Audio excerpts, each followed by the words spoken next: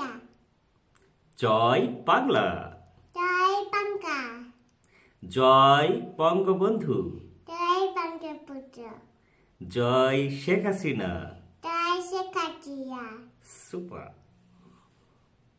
বলো শেখ হাসিনা শেখ হাসিনা আবার আসবেন, আবার আসেন, বাংলাদেশকে বাংলাদেশে আবার গড়ে তুলবেন। আবার করেছেন। এইটা হলো আমার, এটা নামা হ্যাঁ মানে আমি বলতেছি, তুমি চুপ করো। হ্যাঁ, এইটা হলো আমার প্রিন্সেস। হ্যাঁ, তুমি বলো তোমার নাম কি? লাবমিতা। লাবমিতা। তোর বয়স কত? আমার ফ্যাট 4। তা আমার বঙ্গবন্ধুর ভাষায় আজ বড় দুঃখ ভারাক্রান্ত মন নিয়ে আপনাদের সামনে হাজির হয়েছে। একটা ভিডিও দেখলাম, সেই কোন একটা বোধহয় টক শো, সেখানে একজন বললেন যে গাজীপুরে মেয়েদের দাম এখন অনেক কম।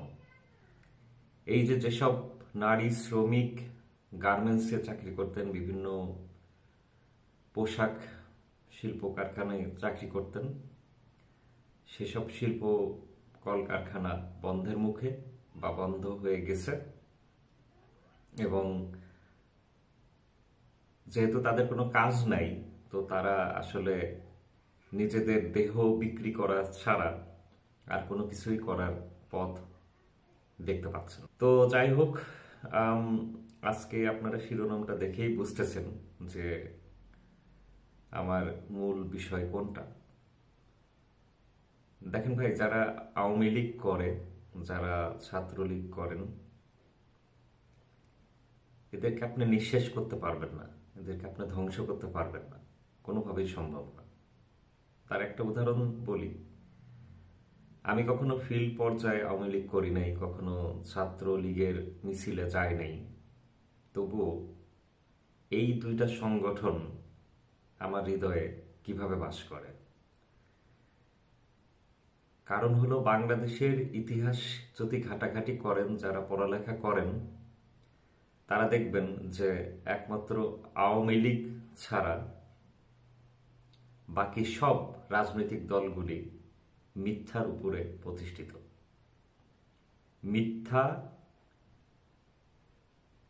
মিথ্যার উপরে প্রতিষ্ঠিত। কিন্তু সেই মিথ্যাটা কোনটা? সেই মিথ্যাটা হলো আওয়ামী লীগকে কোনোভাবে কলঙ্কিত করা। আওয়ামী লীগকে কলঙ্কিত করে সেই মিথ্যার উপরে ভর করে এক একটা দল গড়ে উঠেছে।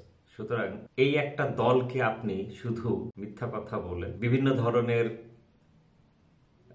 গুজব রটিয়ে আপনি ধ্বংস করতে পারবেন। আদারওয়াইজ আপনি আওয়ামী লীগকে কখনোই ধ্বংস করতে পারবেন না। আপনি 1975 সালে এক রাতে বঙ্গবন্ধু শেখ মুজিবুর রহমানের পরিবারের সবাইকে হত্যা করলেন, নির্মমভাবে হত্যা করলেন, শিশুকেও বাদ দিলেন না। তারপর আপনি আওয়ামী লীগকে ধ্বংস করতে পারেননি। আওয়ামী লীগ আসলে একটা অস্তিত্বের নাম, আওয়ামী লীগ আসলে একটা ভালোবাসার নাম, আওয়ামী লীগ আসলে একটা সত্য প্রকাশের নাম। এরপরে 1984 সালে মাননীয় প্রধানমন্ত্রী শেখ হাসিনা এক কাপড়ে ফিরে আসলেন। উনি ইউরোপে সেটেল হতে পারতেন, উনি ইউএসএ তে সেটেল হতে পারতেন, উনি চলে আসলেন বাংলাদেশে, বাংলাদেশ করতে চাইলেন।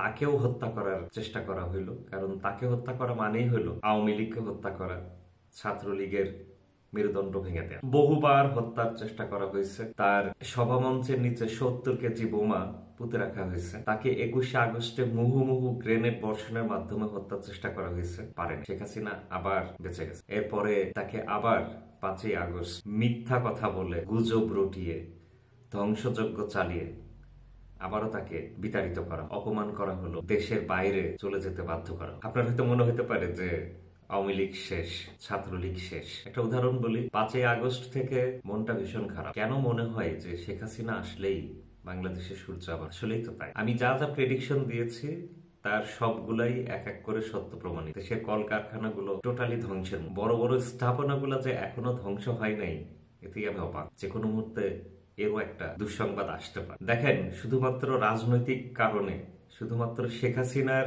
অবদান বিশ্বব্যাপী ছড়িয়ে যাবে এই জন্য 3য় টার্মিনালকে এখনো উদ্বোধন করা হয়, উনি হলেন শেখ হাসিনা, উনি হলেন আওয়ামী লীগ, যার অবদানকে আপনি যদি শুধুমাত্র বাংলাদেশি হন, বাংলাদেশি চেতনায় বিশ্বাসী হন, তখনই আপনি তার অবদানকে স্বীকার, আদারওয়াইজ আপনি তার অবদানকে স্বীকার করতে পারবেন না।